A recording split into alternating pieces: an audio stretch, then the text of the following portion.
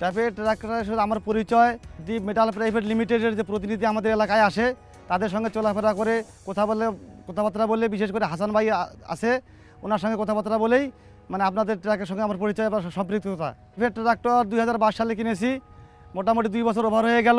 Traffic 7250 tractor এই জন্য ভালো যে আপনার যে কোনো জমিনেই চালানো যায়, বিশেষ করে এক হাঁটু যদি কাদা থাকে বা পানি থাকে সেখানেও কোনো সমস্যা হয় না।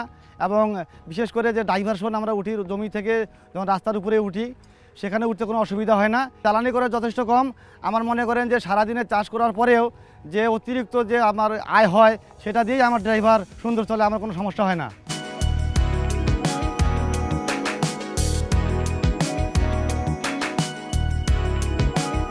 মেটাল কোম্পানির মাশাআল্লাহ সার্ভিসিং যথেষ্ট ভালো।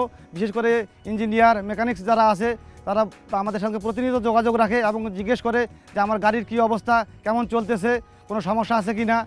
এদিক দিয়ে কোনো সমস্যা নেই, ওনারা যথেষ্ট খোঁজখবর রাখে।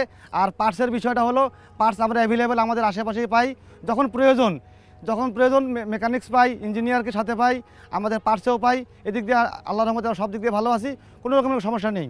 যেহেতু গাড়ির সার্ভিস ভালো, গাড়ির মানে পার্টসে কোনো সমস্যা হয় না বা ইঞ্জিনেরও তত সমস্যা হয় না, তেল সাশ্রয় আছে। এই দিক থেকে আমার কাছে মনে হয় যে মেটাল কোম্পানি সবচেয়ে ভালো কোম্পানি।